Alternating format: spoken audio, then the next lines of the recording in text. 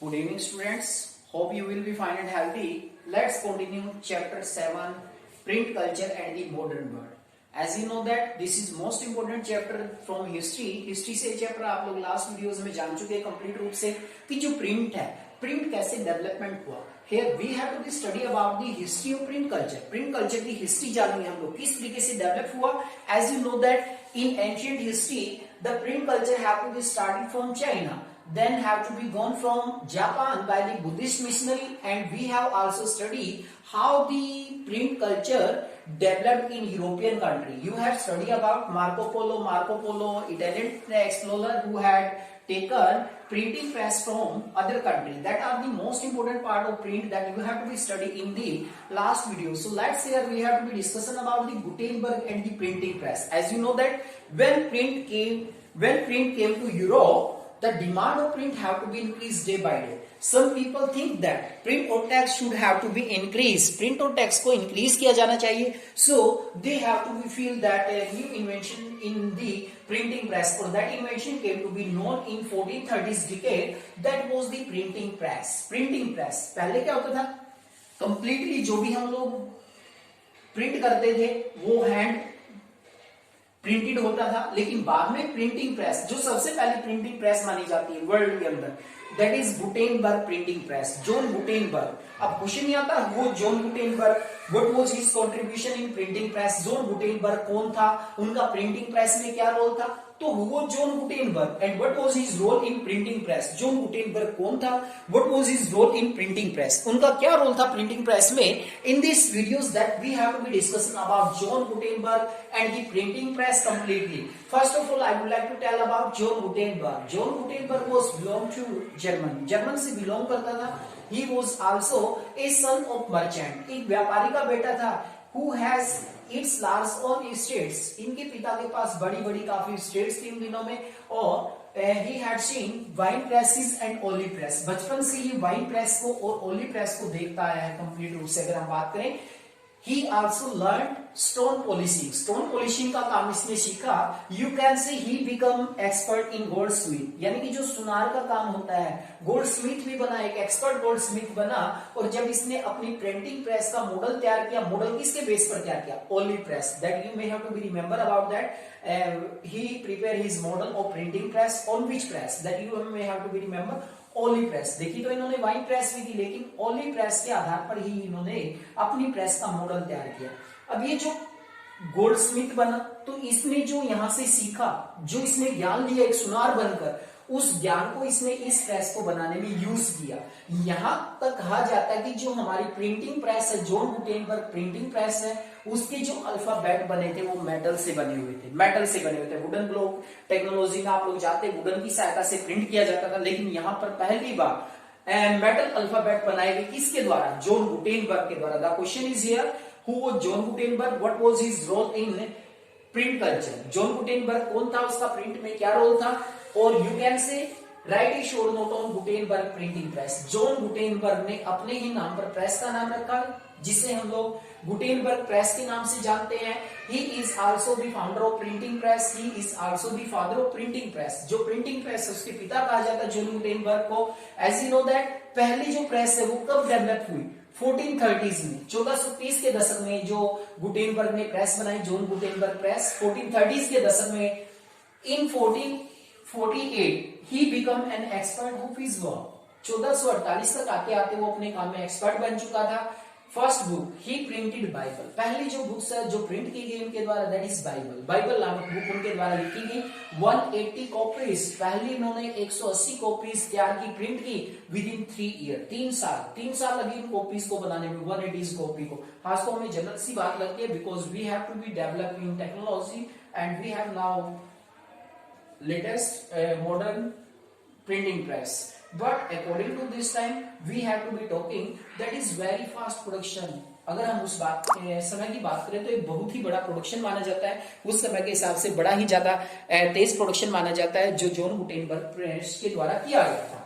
Next 100 years की बात करते हैं. 1450 टू 1550s 100 इयर्स कंप्लीट होते हैं यहाँ पर हमारे. All over Europe printing press वो सेटअप. अगर हम बात करें ऑल ओवर यूरोप में जो प्रिंटिंग प्रेस है वो कब तक सेटअप हो चुकी थी? 1450 से लेकर 1550 तक। जैसे ही आप लोग जानते हैं प्रिंट का डेवलपमेंट हुआ, प्रिंट का डेवलपमेंट होने के बाद जो टेक्स्ट है उसकी डिमांड बढ़ने लगी और यूरोप में कोई ऐसे इन्वेंशन की आवश्यकता थी जिससे प्रिंट बढ़ती हुई डिमांड को पूरा किया जा सके। तो वो एक तरह से हम देखें तो वो क्रेडिट किसको जाता है? John Gutenberg. उन्होंने एक प्रेस बनाई, जॉन गुटेनबर्ग प्रिंटिंग प्रेस के नाम से, कंप्लीटली 1430s में। कहां से बिलोंग करते थे जॉन गुटेनबर्ग? जर्मन से बिलोंग करते थे। और ये जो मॉडल तैयार किया ओली प्रेस के बेस पर तैयार किया गया इनके द्वारा। और 1448 तक वो अपने इस काम में महारत हासिल कर चुके थे, एक्सपर्ट हो चुके थे बिल्कुल। फर्स्ट बुक कौन सी पब्लिश की गई? That is Bible. You must have to remember about the name of the book, Bible. Bible 180 copies within 3 year, यानी कि 180 कॉपीज प्रिंट की गई थी, 3 साल लगे थे उसको। अब 100 इयर्स की बात करते हैं हम लोग, 1450 से लेकर 1550 तक, यानी कि अगले 100 साल में, यानी कि all over Europe printing press had to be setup, यानी कि printing press had to be setup, यानी कि पूरे यूरोप में अगर हम बात करें 1550 तक अधिकतर पार्ट में जो प्रिंटिंग प्रेस है वो सेटअप की जा चुकी थी। That is the first point about the printing press, that name is John Gutenberg, और you can say Gutenberg printing press. John Gutenberg का रोल क्या था? गुटेनबर्ग प्रेस के ऊपर शॉर्ट नोट लिखे, that is the complete introduction about John Gutenberg and his press. This press came to be known as the name of Gutenberg press. पहली press माना जाता है इसको वर्ल्ड की जिसने प्रिंटिंग करना शुरू किया था। That is the latest technology on those days that have to be printed. The first book Bible, Bible print की थी, 180 copies print की गई थी within 3 years. That was a fast production according to this time. The point next is the print revolution and impact. मुद्रण क्रांति, print revolution and its impact. As you know that after the invention of Gutenberg press, there is a lot of text that we have to be seen everywhere, every country.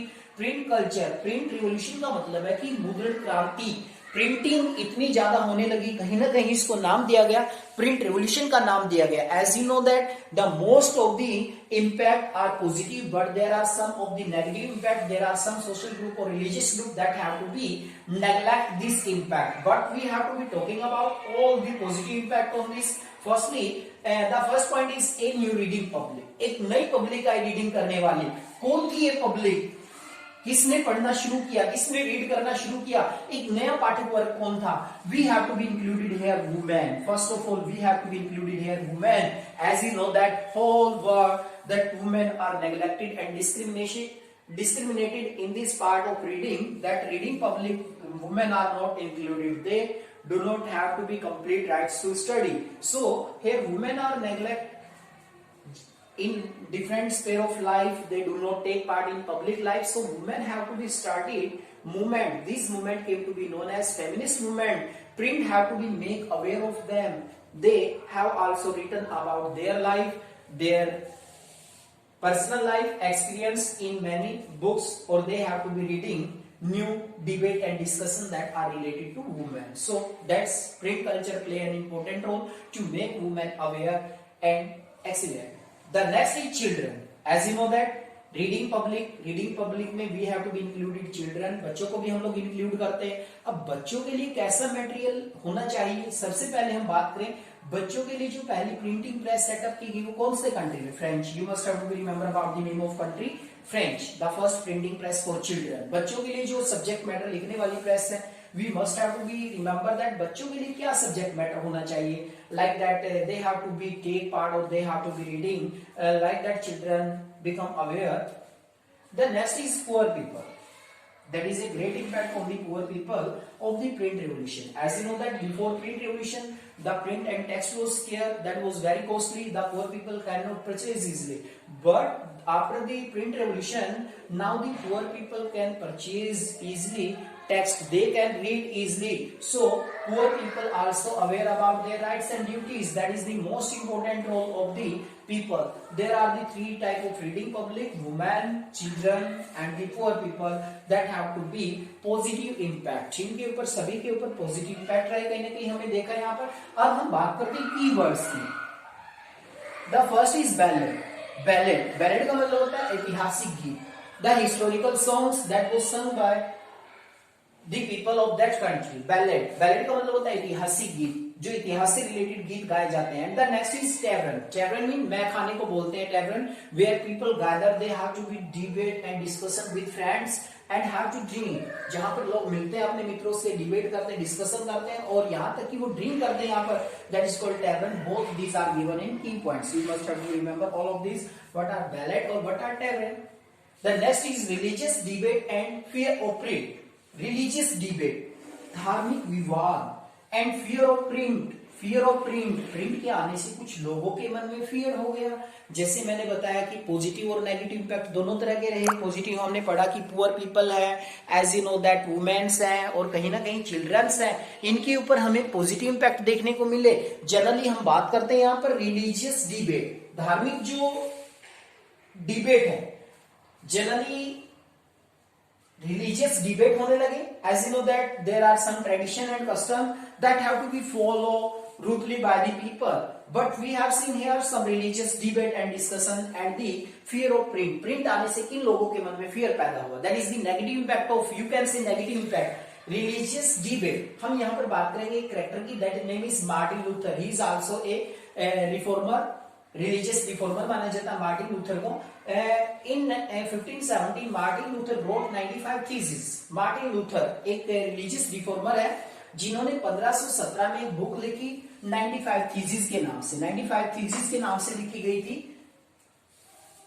He openly challenged Roman Catholic Church, the rituals and the customs and traditions of the Roman Catholic Church। कहते हैं कि Martin Luther ने openly challenge किया Roman Catholic church. Roman Catholic church में क्या होते थे, जो कस्टम ट्रेडिशंस होते थे, कहीं ना कहीं उनमें लोगों का अंधविश्वास था। तो मार्टिन लूथर एक रिलीजियस रिफॉर्मर होने के नाते क्या करता है, चर्च को ही ओपनली चैलेंज कर देता है कि आप लोगों के जो ट्रेडिशंस हैं, जो कस्टम्स हैं, that are not favourable for all people. So he openly challenge and he also prepare a wooden block and put in the Wittenberg church. Wittenberg church के बाहर इन्होंने अपने जो विचार थे वो लिखकर बाहर एक तख्ती लटका दी और ओपनली चैलेंज किया रोमन कैथोलिक चर्च को, यदि आपके विचार आप लोगों को संतुष्ट है और यदि आप लोगों को मेरे विचारों के प्रति कोई विरोध है तो आप लोग ओपनली मेरे से डिबेट करें, आप आए मेरे से डिस्कशन करें, डिबेट करें।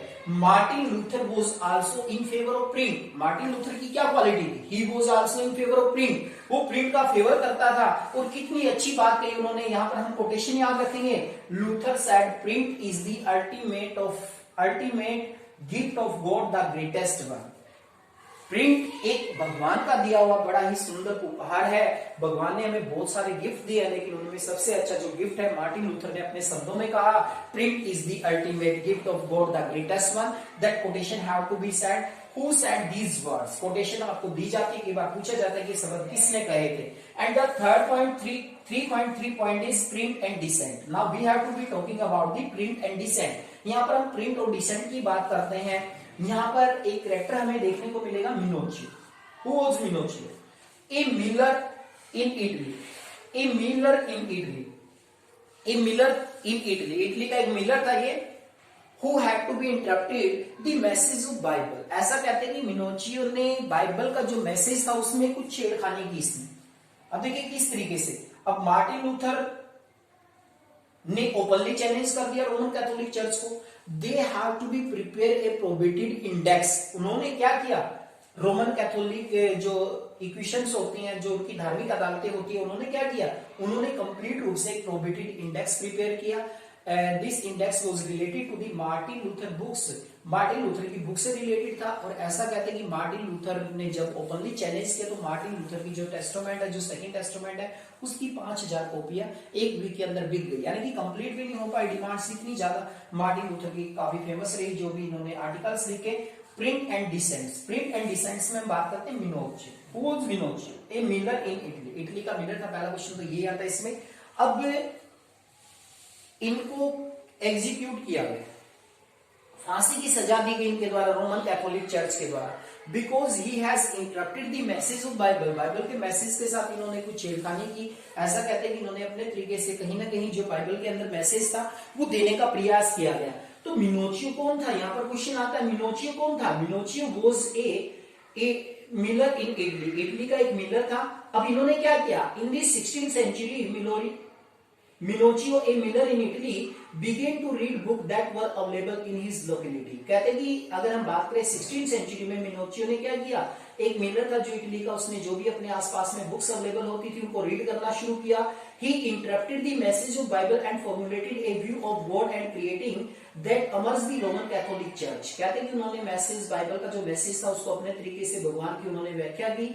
When the Roman Catholic Church began its incursions and repress heretical ideas, Minocchio was held up twice, ultimate executed. कहते हैं कि जब, यानी कि जो इनक्यूशंस क्या होती है, जो धार्मिक अदालत होती है, जो धार्मिक अदालत थी रोमन कैथोलिक चर्च की, वहां पर इसके ऊपर एक मुकदमा चलाया गया और इसे 2 बार दोषी घोषित किया गया और अल्टीमेटली इसको फांसी की सजा दे दी गई थी. The Roman church troubled bye such efforts of popular reading and questions of faith imposed conflict over public and the bookseller and began to maintain an index of prohibited book from 1558. 1558, that is most important year in which that the Roman Catholic Church ने क्या किया, prohibited index तैयार किया. ज्यादातर इसमें ऐसा कहते हैं कि मार्टिन लूथर की बुक्स थी जो इनको क्रिटिसाइज करती थी. That is the most important topic, student. You must have to read all of these points. That last topic is print and descent, in which you have to study about a miller.